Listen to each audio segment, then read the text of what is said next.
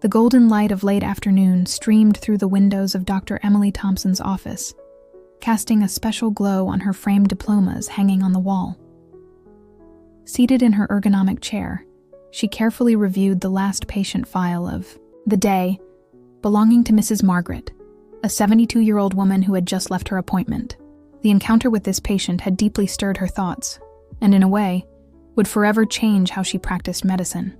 Mrs. Margaret had arrived at the office with what seemed to be a urinary tract infection, but during the consultation, after establishing a bond of trust with the doctor, she revealed her true concern. She had met a new companion at the dance group at the community center and didn't know how to handle the reawakening of her intimate desires after years of widowhood. Emily adjusted her delicate framed glasses as she reflected on how many other elderly individuals might be going through similar situations without anyone to talk to or seek guidance from. In her 15-year career as a geriatrician, she had witnessed countless similar stories. But something about Mrs. Margaret's sincerity and vulnerability touched her in a unique way. Standing up from her chair, Emily walked over to the window, observing the bustling city outside.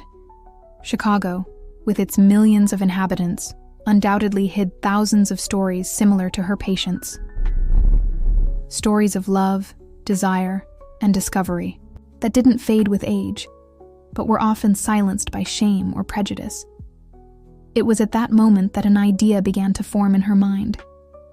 Her years of specialization in sexual medicine at the University of Barcelona, combined with her experience as a geriatrician at one of the largest public hospitals in the country, had given her the tools to do something greater. Something that could impact not only her regular patients, but an entire generation that deserved to live their sexuality fully and healthily. Emily returned to her desk and opened her laptop.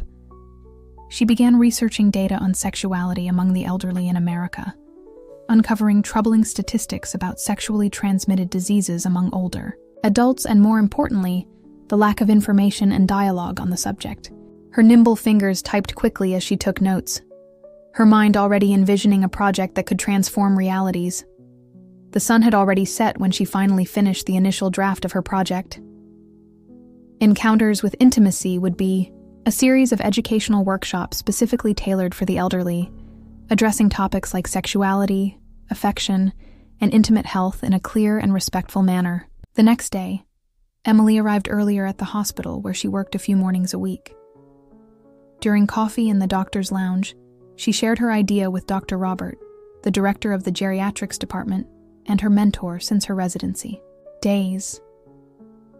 The doctor, known for his innovative spirit, listened attentively as she explained her vision. "Emily, this is exactly what our patients need," he said with an approving smile. "You have my full support. In fact, I can help you connect with some long-term care facilities that are our partners." In the following weeks, Emily dedicated her evenings and weekends to the detailed planning of the project. She developed adapted educational materials, established partnerships with other professionals in the field, and began scheduling the first visits to nursing homes and community centers. Her first presentation would be at Springfield Manor, a respected institution that served around 50 elderly residents. As she organized her notes for this initial meeting, Emily felt a mix of anxiety and excitement. She knew she was about to embark on a challenging yet transformative journey. On her desk, the photo of her grandmother, a woman ahead of her time who always spoke openly about all matters, seemed to smile in approval.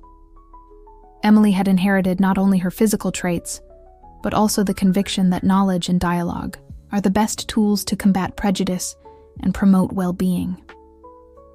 The clock showed almost midnight when Emily finally put away her materials.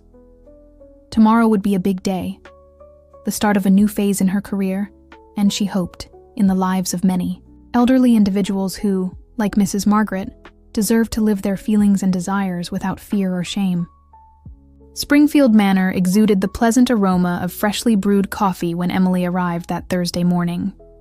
Mrs. Martha, the institution's coordinator, greeted her with a warm smile and a tight hug. "Our residents are very curious about your lecture, Doctor. Some even made a point of dressing up especially for the occasion," she commented, as she led her through the hallway decorated with colorful paintings made by the residents themselves. The activity room had been meticulously prepared for the event. Chairs arranged in a semicircle created a more intimate and welcoming atmosphere, different from the traditional row arrangement that Emily had often seen in her academic lectures. This would not be a conventional class, but rather a space for dialogue and the exchange of experiences. Gradually, the participants began to arrive. Emily observed each face, each expression carefully. There was curiosity in some glances, apprehension in others, and even a hint of amusement in some discreet smiles.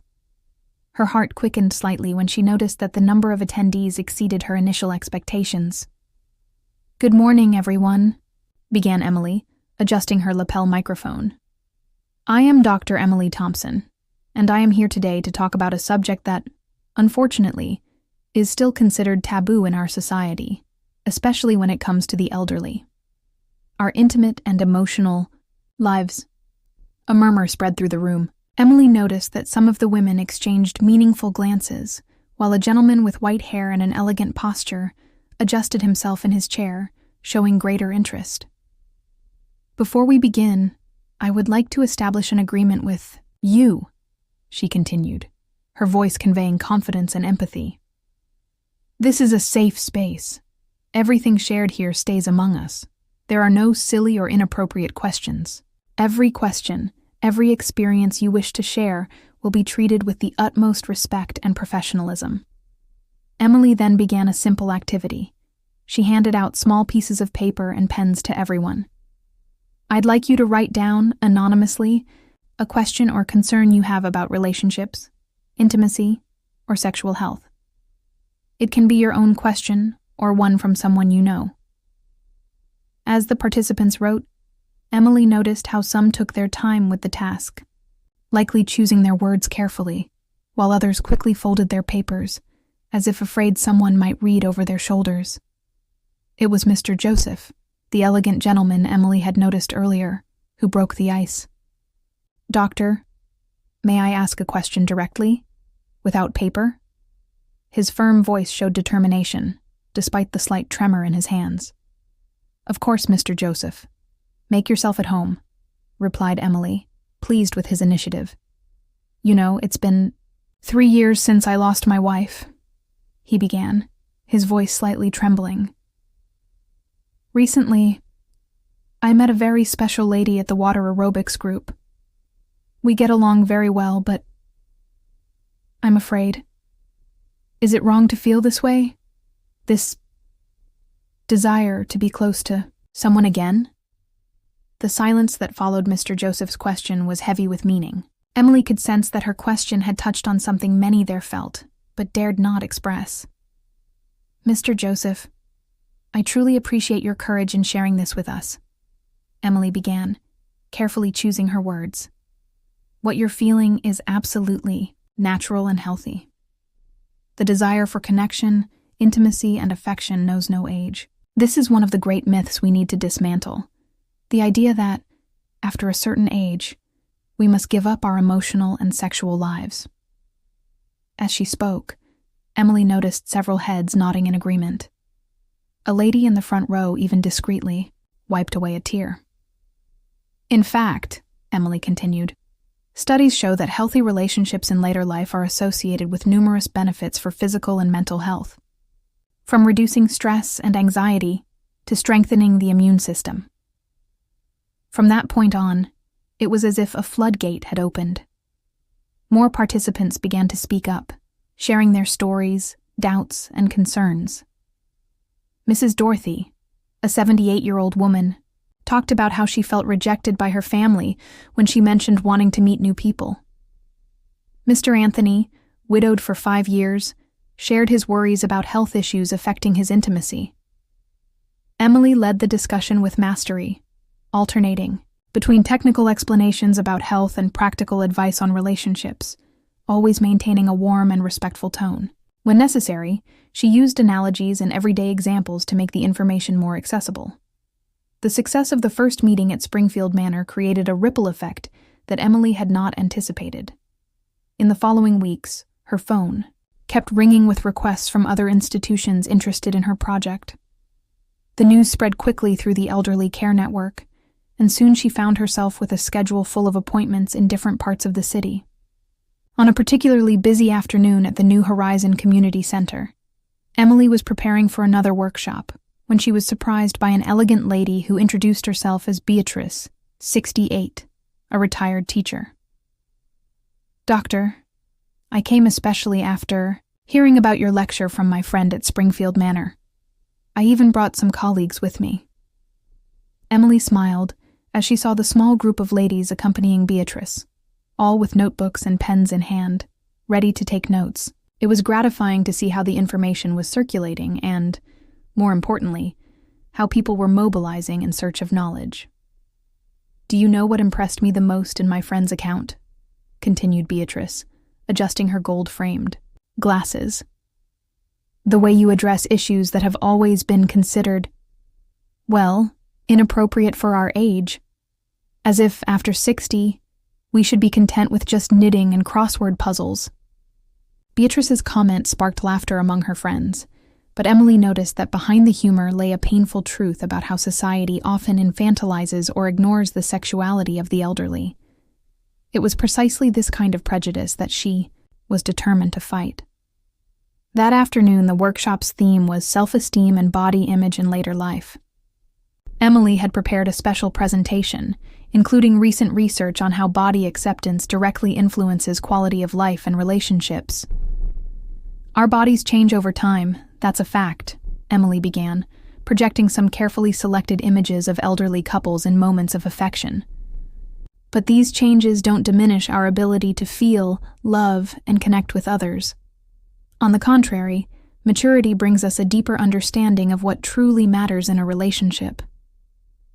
During the discussion, a participant named Rebecca shared a story that deeply touched everyone present. After 50 years of marriage, she had lost her husband, and at 75, she began attending a ballroom dance group. There, she met Albert, a 78-year-old widower. "At first, I felt guilty for dancing and laughing with another man," confessed Rebecca, her soft voice carrying years of wisdom. "But gradually, I understood that life is like a dance. We need to keep moving, even when the rhythm changes." Emily took advantage of Rebecca's testimony to address a crucial topic. The right to pleasure and happiness has no expiration date. She explained how the body responds differently to stimuli over the years, but that doesn't mean the ability to feel pleasure or form intimate connections disappears. What changes is the rhythm, the way we express ourselves, and most importantly, our expectations, explained Emily. We need to free ourselves from the standards imposed by the media and society about how relationships should be. Every story is unique. Every moment is singular.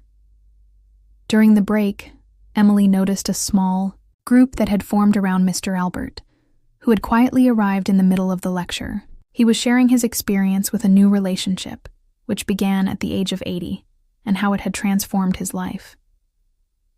"My children didn't understand at first," he said, with a special sparkle in his eyes. "They thought it was just about neediness or loneliness. But over time, they realized it was much more than that. It was about starting over, about allowing myself to be happy again." Emily observed the interactions with a subtle smile, noticing how her workshops were turning into genuine support groups. People weren't just coming to hear medical information, but to find understanding, acceptance, and, most importantly, hope. At the end of that afternoon, as she was putting away her materials, Emily was surprised by Beatrice once again. The retired teacher had organized a petition with over 50 signatures, requesting that the meetings become regular at the New Horizon Community Center. "Doctor, you have no idea the impact these conversations are having on our lives," said Beatrice, emotional. "It's not just about relationships or intimacy. It's about feeling alive, valid, deserving of love and happiness." Emily held the document, feeling the weight of responsibility and at the same time, the certainty that she was on the right path. Her project was growing in a way she had not imagined, transforming into a movement of appreciation and respect for the elderly in all its aspects. With the growth of the project, Emily began to face new challenges. In her office, on a Monday morning, she was reviewing notes from the past few weeks when she received an important call from the City Department of Elderly Affairs. Your work had caught the attention of the authorities, and they were interested in expanding the program to the entire public network of elderly care services. This is an incredible opportunity, Dr. Emily, the coordinator said over the phone. But we need concrete data, measurable results. Could you prepare a detailed report on the impact of the project so far? That request made Emily reflect on how to quantify something as subjective as the transformation she was witnessing in the lives of her participants. She decided that the best approach would be to combine statistical data with real stories, always preserving everyone's privacy. During her visits to the various community centers, Emily began collecting testimonials and more systematic observations. It was during one of these occasions that she met Mrs. Judith, an 82-year-old woman who became one of the main spokespersons for the project. You know, Doctor, Judith began during one of the meetings. Before attending your lectures, I felt as if I were invisible. People looked right through me, as if a woman of my age could no longer have desires, dreams, or needs for affection. Emily carefully noted Judith's testimony, realizing how her story represented so many others she had heard over the months. The lack of visibility and the infantilization of the elderly were recurring themes in her notes. On a particularly challenging afternoon, Emily was leading a workshop at a more traditional institution when one of the coordinators interrupted the session, visibly uncomfortable with the topic being discussed. Dr. Emily, don't you think some subjects are too delicate to be discussed so openly? Questioned the coordinator, casting concerned glances at the participants. It was Mr. Francis, a 77-year-old gentleman, who responded even before Emily could intervene. What's delicate is treating us like children. What's delicate is pretending we don't have feelings, desires, or doubts. The doctor is restoring our dignity by speaking openly about these matters. Mr. Francis's spontaneous support was followed by several other participants, who began sharing how the frank and educational conversations were transforming their lives. Emily watched, moved, as her project was not only educating, but also empowering its participants. In the following weeks, Emily dedicated herself to preparing the report requested by the department. Among the most significant data were the increase in demand for preventive consultations among the project's participants, the reduction in reported cases of depression, and, surprisingly, a decrease in family conflicts related to new relationships in later life. The numbers are impressive, commented Dr. Robert, her former mentor, as he reviewed the report. But the most important thing is the qualitative impact you're having on these people's lives. You're changing paradigms, Emily. On a particularly busy morning, Emily received a couple in her office who had met at one of her first workshops. Mary, 73, and Charles, 68, came in for a routine checkup, but what they really wanted was to share their story. Doctor, we wanted you to know that we're getting married, announced Mary, her eyes shining with happiness. And it was thanks to your talks that we found the courage to face our family's prejudice and embrace our love. Emily smiled, remembering how Mary, initially shy and reserved, had transformed over the course of their meetings. It was yet another confirmation that her work was on the right track, even when she faced resistance and challenges. At the end of that day, sitting in her office, Emily reviewed her notes for her next workshop. On her desk, next to the computer, was a recent photo taken with a group of participants during a gathering. The genuine smiles and lively gazes in that image were the true measure of her project's success. The auditorium at the Cultural Center was packed that Saturday morning. Emily watched from the wings as the crowd gathered for the first symposium on sexuality and active aging. The event, which had started as a modest idea in her workshops, had grown into a municipal affair, bringing together healthcare professionals, researchers, and most importantly, seniors from across the region. Doctor, it's almost time, whispered Beatrice, who, besides being a regular participant in the workshops, had become one of the event's main organizers. Her experience as a retired teacher was proving invaluable in coordinating the activities. Emily adjusted her navy blue blazer and took a deep breath. In the front row, she could see familiar faces from her workshops. Mrs. Margaret, her first inspiration, Mr. Joseph, who now led a support group for widowers, Rebecca and Albert, who had become an example of how love can blossom at any age. "Good morning, everyone," began Emily, her voice conveying the confidence gained over the months of the project. "A year ago, when I started the first meetings of Encounters with Intimacy, I never imagined we would be here today, sharing not only knowledge but also stories of transformation and hope. The symposium had been structured to be more than just an academic event. Among the technical lectures, there was room for testimonials, artistic presentations, and, most importantly, open discussions where participants could share their experiences. During the panel, Rediscovering Love in the Golden Years, Mrs. Judith surprised everyone with her testimony. At 82 years old, she had not only found a new companion, but had also started a blog where she shared her experiences and advised other seniors about relationships. "When I became a widow, I thought my life was over," she said, her steady voice echoing through the auditorium. "But thanks to Dr. Emily's work, I realized I still had so much to live for, to love, and to experience. Today, I help others understand that the heart does not age." The most emotional moment of the event was when a group of workshop participants presented a play they had written themselves. The story depicted the challenges and joys of a new relationship in later life, blending humor and sensitivity in a way that had the audience alternating between laughter and tears.